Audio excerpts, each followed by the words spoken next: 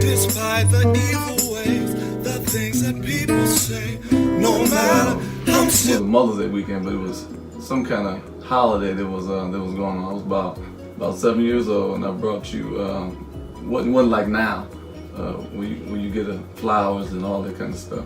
But I had wrote you a letter, and the letter said, like, I love you. I came home from school. I used to do back in the day. They would have the kids, do letters and stuff like that. And then I wrote you a letter that said, I love you. Do you remember? Yes. Yes, I remember. You remember? I remember. So you remember the letter. So what was your reaction when you got the letter when I was younger? I don't remember. So now you remember your reaction. Do you remember what I said to you when I brought you the letter, or how I was acting, or? No, seriously, no, I do remember. I do remember. So just clown. I was really just clowning. So, no, I remember what I said to you concerning it, because I was moved that you actually thought about at that age, and that you actually thought about me without me having to prompt you to consider me or think about me. So I remember saying to you that it's always nice to be nice, and that you were being nice to me, and the things that you said really touched my heart, and made me know that you really cared and was concerned and were actually watching my sacrifices concerning you. Because a lot of people, they try to they ask questions about what kind of person were you as a child, and different things. Like, they always ask me certain things because I'm kind of an introvert. When I'm more open now, but I kind of like to be in and then out. But a lot of people want to know what's behind the man, because he's serious, different things like that. But I think just early in life, I can't say it better than you. You would know better than me how I was wired as a child and the things that I did. But I just remember as a child just being mindful of you and trying to make sure you was good. As a little, I was Gabe's size or whatever, but I was always trying to make sure you was good. One of the things you always raised me, and you always said this to me like 1,000 times, raising me for tomorrow. Absolutely. Well, that actually came from me having a conversation with my mom on how she raised me and my other siblings. And she said, I told her that I want to raise my kids, like you raised us, because, you did such a good job of raising us. And that's when she said, well, Joe, you need to, that's what her and my dad called me Joe. So she would say to me, you need to raise them. She said, don't raise them for right now. She said, right now they're cute and everything they do is cute, but you need to raise them for the future. And that statement really changed everything about being a parent, being a single parent, but having watched my dad and my mom raise me and my siblings, it just changed everything. So for her to say that to me, everything that I did concerning you all, that was in mind. She also said, whatever you tell them you're going to do, do it. If you tell them you're going to whoop them, if it's 3 days later, make sure you do it. Because if you don't do it, they're going to say that she's not, she said they'll take you for a joke. So always do what you say you're going to do concerning your children. So you saying Grandma was the reason I got in trouble, because if you told me you was going to get me, Lord Jesus, you got me. Well, and she said that, but her thing was we couldn't whip you or chastise you at her house. Okay. Now, and I took the same thing concerning my grandchildren, but she never allowed us to chastise our kids at her house. She said, let us do it.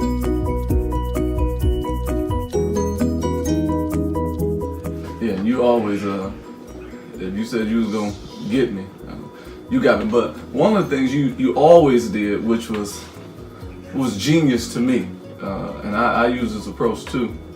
You would talk to me for like an hour and a half, not just me, but all of us. If we got in trouble, it wasn't just abuse or anything like that. You always talked to us, and you wanted to understand how I was wired. Right. Well, that's very important because that's absolutely what was done to me. Uh, we would be asked why did we do certain things that we did. We got a whooping. We were going to get a whooping afterwards, but it depended on the severity of it, of what we did. And my dad, it was really my dad because my mom just wanted to whoop us. But my dad was big on wanting to know, why did you do what you did? Why would you do that? And my mom would say, she would say, Paul, you talking to him, but you need to let me whoop him. We were going to get a whooping. And it really laid upon my dad. If he said for her to whoop us, then we were good. But many times he just wanted to talk to us. Mm-hmm. And there are times that he whooped us, and when he whooped us, we loved that whooping because he would only take his little belt and hit us in the hand and say, did not tell you not to do it no more. Right, That was his whooping for us. So y'all got tapped on the hand. On the hand, he'd take his belt. He had this little belt, this little black belt, black and red belt.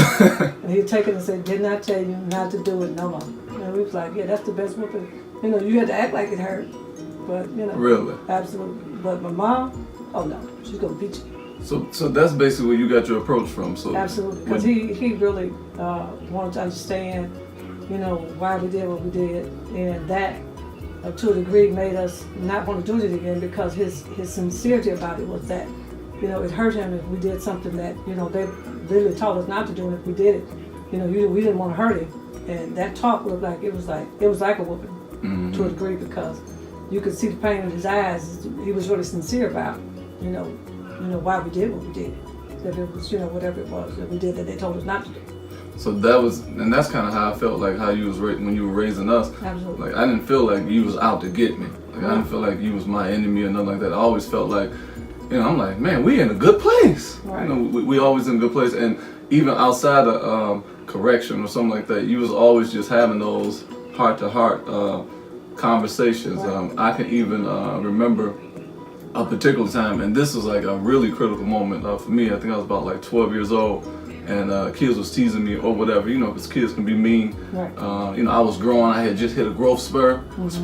I had hit about 6 inches, and it was calling me Spider-Man, all this kinds of just crazy stuff. Right. Or whatnot. And I just had one day. I was just really, really a rough day or whatnot. And I just remember you. It was a weekend. I don't know if you remember this. You took me to see, and you had 5 kids, and somehow, some way, you created like a one-on-one moment. It's like one of the first times I was able to go somewhere with you by myself, and we went to go see. It was a horrible movie, but we went to go see a movie with Eddie Murphy. It was called Metro. We went to go see this movie, and he was masterful at making sure that I'm gonna affirm him, and I'm gonna deal with him in a way. You raised me. You talked to me about how to deal with insults. Kind of, walk me through it. Do you even remember? No, I remember because not just I would do it with you, but I did it with each one of you. It was time we all just went. We would go to Ruby Tuesdays for lunch. We showed it. We used to go. There was on 12 Mile Telegraph. There was they used to have a movie theater, and then there was Ruby Tuesday in the same mall. So we would get a movie, and then we would do Tell 12. Yeah, absolutely. Then we would do Ruby Tuesday because I knew you like to eat, and they had the biggest burgers you ever wanted. Absolutely. Everything was just you would get a lot of food. So I remember that. You used to take us to Tell 12, and we would do the burgers. Yeah. Right. I remember that. I do the burgers, but like Juanita or whatever, the others they would do something else. But you look like you never got full. So I took you somewhere. I was growing. Absolutely. Yeah, but that was important to put, to make sure that your self-esteem was not, tampered with by because yes, kids are mean, but that's just a part of life. That's what they do. They were going to do that. Which I said to you, you can't do anything about the fact that you're going to be tall, that you're tall because it's in your genes. And I did remember mentioning that my dad's brother, his son was 7'5", so you were going to be tall. It's just raised in our family. Right. So there was nothing you can do about that. You have to accept, who you are. And I said, the truth be told, I had the same issues. I was always tall, Mm-hmm. and I was happy to be the height that I was. I was glad I wasn't short. So, there was comebacks that you could have used, but I would try to teach you that you learned that on your own. You have to just you really, you were, people say stoic or whatever, that you're serious, but you're serious about God and things of God. But the humorous side of you is off the chain. Anybody that really knows you know that I've been a clown my whole life. Just a clown, absolutely. So yeah. So when just thinking about growing up, one of the things that we dealt with and you dealt with was between me and my dad, me and my father, just the gaps in his absence. I don't think that story could have been written no better, because although he wasn't around or whatnot, you always allow him access to us despite him not being around. What was the psyche around that? Where do you get that from? Well, first of all, because of the fact that I was raised with a father and a mother, and having a father in my life, my dad affirmed me in such a way. I'm sure that my confidence, who I am, came from me having to being able to spend quality time with my dad, and I know that for children, that's important. So I would dare not take that away from my children. If the father wants to be involved, then I'm going to make sure that happens, regardless of what I feel, because I just remember my dad and how he played such a huge role in my life, and how important he was to me. So I would dare not try to take that from my kids. But it's not just that you allow them access. I mean, you allow them access, at least from my perspective, like unconditionally, because whether he did things financially or just even support wise, you still allow him to, have interaction with us. Well, the thing that is, you have to know and to know people, and I knew who he was, and I knew what he was going to do and what he wasn't going to do. So there was no reason for me to get myself upset about what he wasn't doing, and just let him do what he's going to do, which was not going. I was not going to have myself upset, concerned about, you don't do this and you don't do that. That was not my, I was not focused. That was not my focus. My focus was, raising you all, raising you and your siblings. That was my focus. So whether he contributed or not, it didn't matter to me. You all were not going to go hungry. You always had a roof over your head. You were always going to have clothes. All those things were going to be. So I'm saying it didn't matter to me if he financially, what he did or what he didn't do. Yeah, and I think that's what a lot of people don't know. That's what you taught me. You taught me that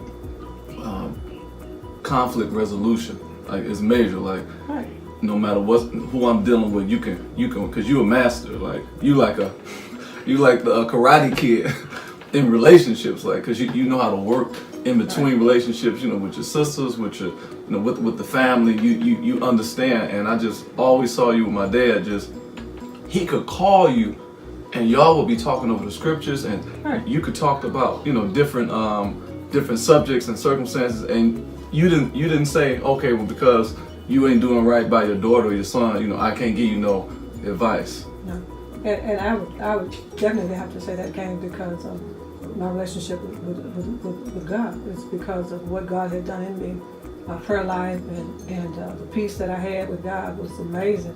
So those things didn't really come up.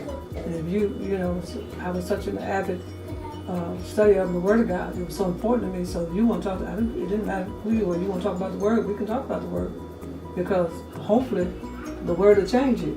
If there's something that seeing that you're interested in what the Word of God has to say. From my perspective, that was just different, and to a degree amazing, because most men won't come to a woman to ask her. And I know he was taking and using it because he was teaching Sunday school.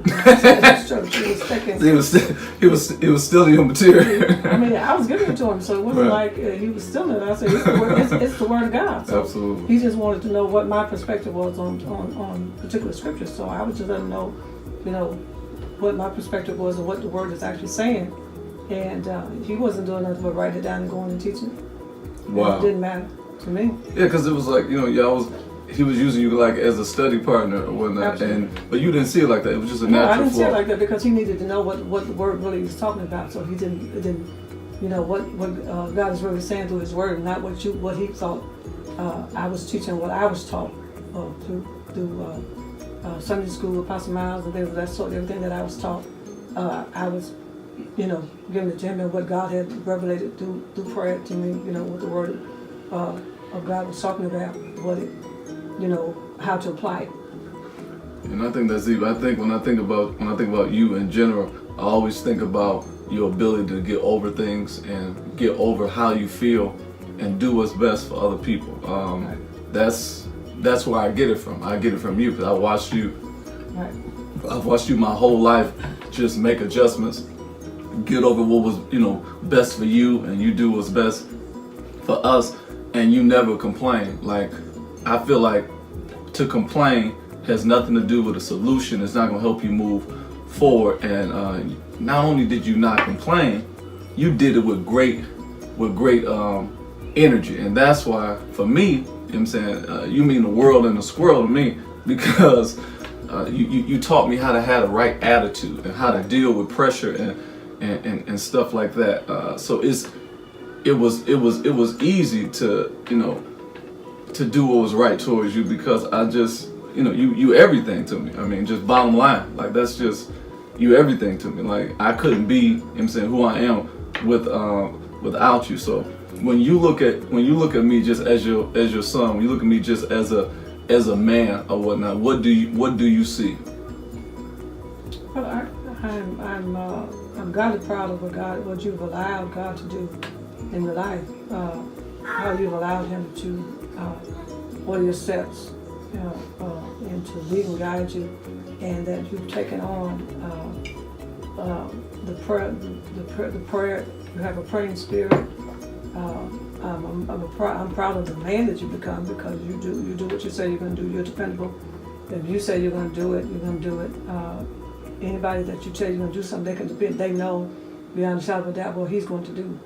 If he says he's coming, then we're looking for him. If you give a specific time, if he's not there, he's going to text you and let you know he's on his way. Things of that sort. But you hold yourself accountable for things that you say you're going to do, and that is absolutely awesome that you as a man have pretty much. And I think it's, to a degree, I almost think it's in our lineage, because Absolutely. my dad was like that, and he taught me that. He would always say, "Joe, do what you say you're going to do. If you tell somebody, if you're not going to do it, don't just let people know you're not going to do it, or you can't do it. But if you tell them you're going to do it, don't be that type of person where they're saying, no, she ain't coming. She told me she'd come, but if she comes, it'll be a miracle."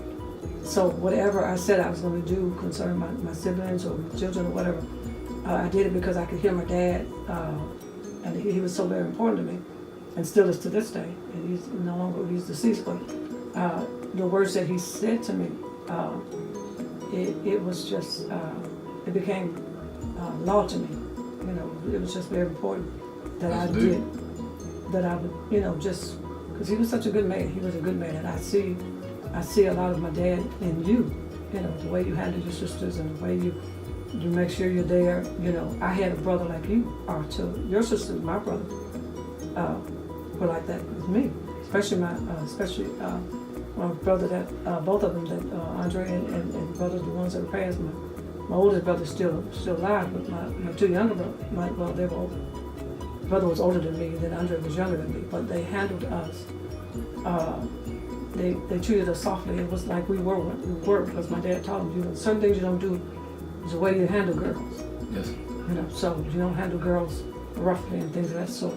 And the way that your sisters can depend on you, my brother was just the same way. I could not call him anytime. I could call him actually anytime of night when he was coming. And all of my siblings know this about it. You could call him anytime. He was going to be there. He's going to come. So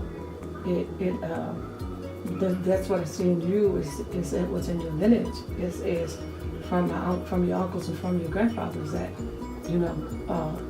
be an honorable man, doing what you say you're going to do, being a man and not running out on your responsibilities, and the way you handle your son, the way you raised Gabe, the way I raised you, says a whole lot. That brought me to tears. Well, you never knew it, but when I seen you raise Gabe the way I raised you, that really literally took me to tears, because that's important.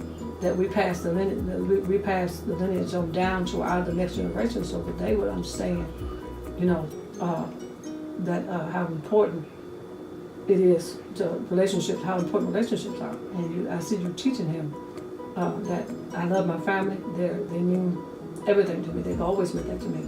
I'm proud of the family that God has placed me into. I enjoy being around my family. I don't have the issues that some people have. They don't like. I enjoy being around my family. Absolutely. Always.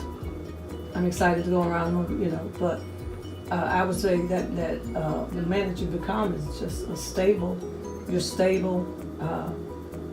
You're just stable. You're stable. You're stable. You love God. You love God's people. You love your family. You know.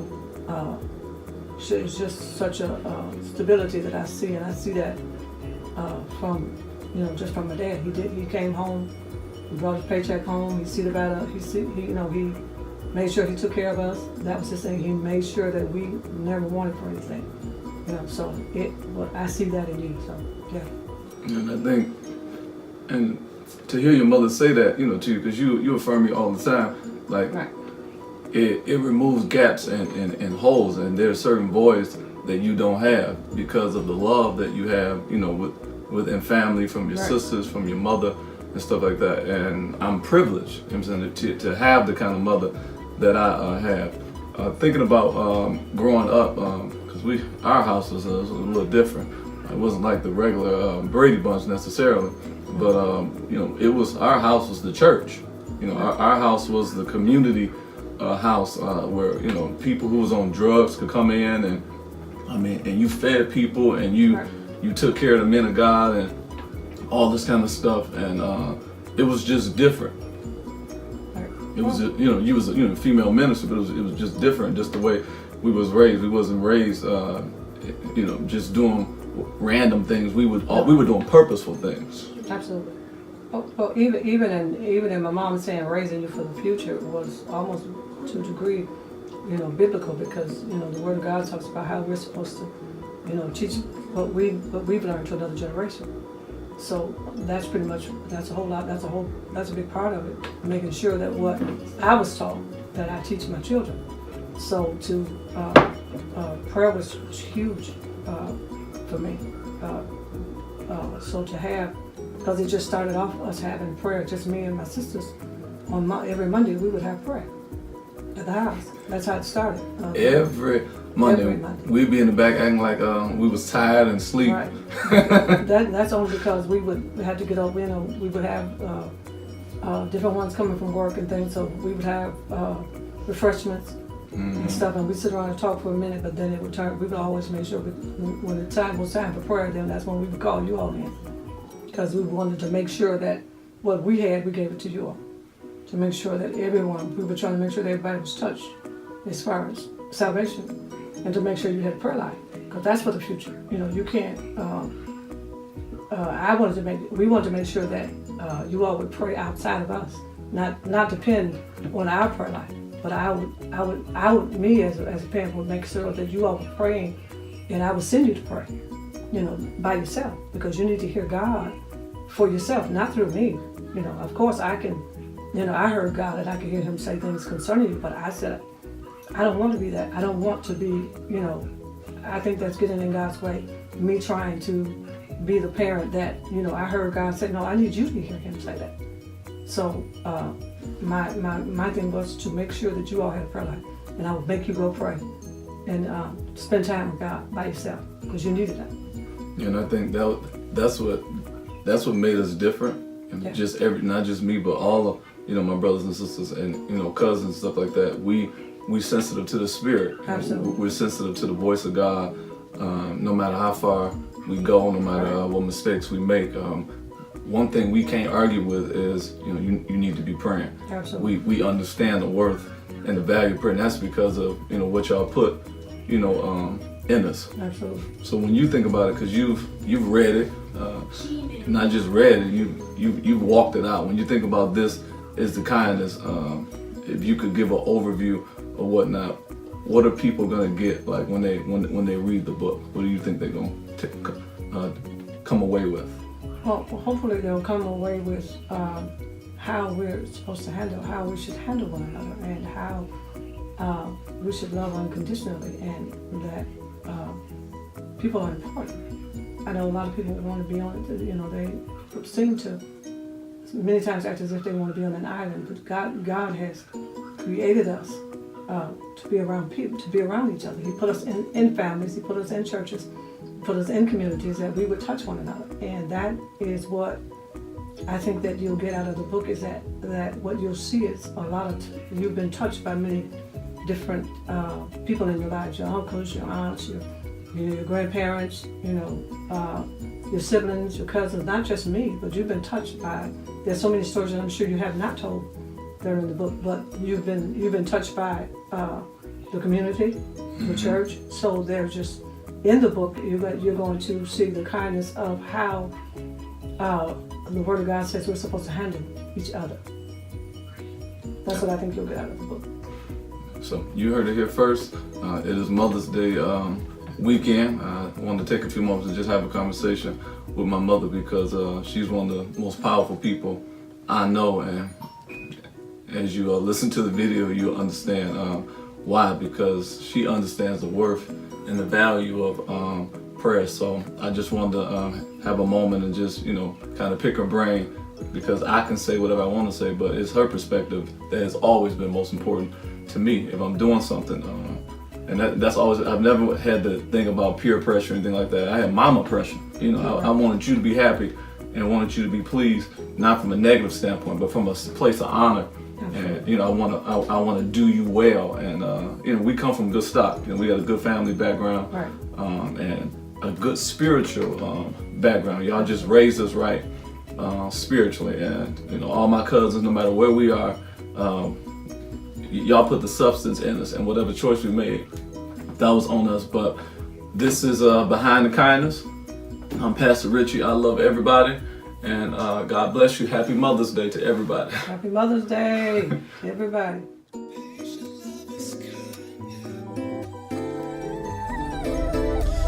Despite the evil ways, the things that people say, no matter, I'm still